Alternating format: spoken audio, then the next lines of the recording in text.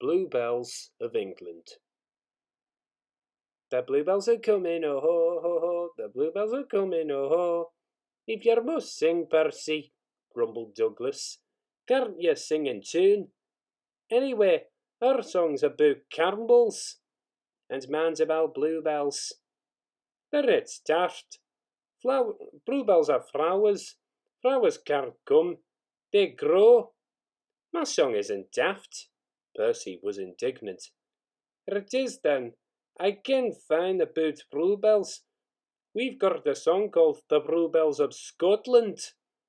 But, said Percy triumphantly, the bluebells of England are different.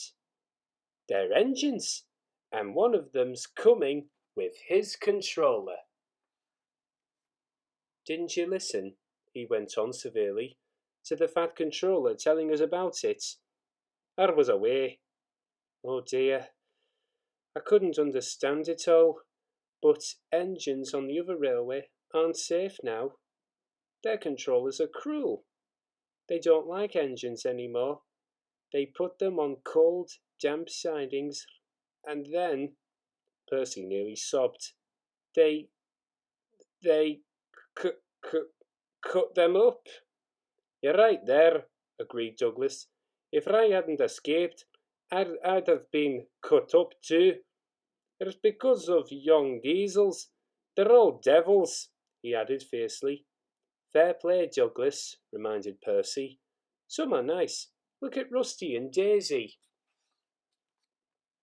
Maybe so, answered Douglas. I'd never trust one myself.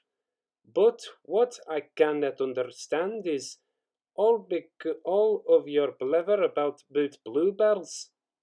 The bluebells are kind people who want to save engines.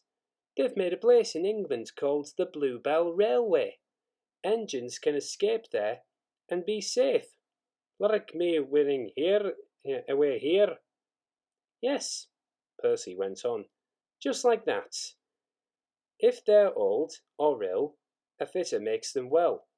They can have their own special colours, all the coal and water they need, and pull trains too. That's braw hearing, said Douglas with feeling. The fat controller says Stepney was the first engine to escape there, so he's asked him to visit us and bring his controller. But, objected Douglas, how about young diesels? Mightn't they catch him on their way?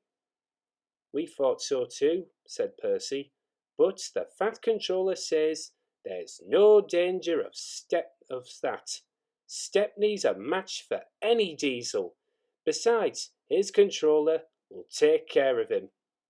He's a brave engine for all that, said Douglas admiringly. Fancy ferreting his way through all those diesels just to see us. Look, squeaked Percy. The station's crowded. Silly, how can I look? Unless I'd be a corkscrew. Why have they all come?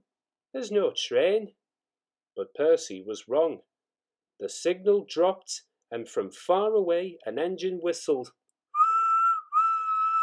A gleam of yellow shone through the bridge girders.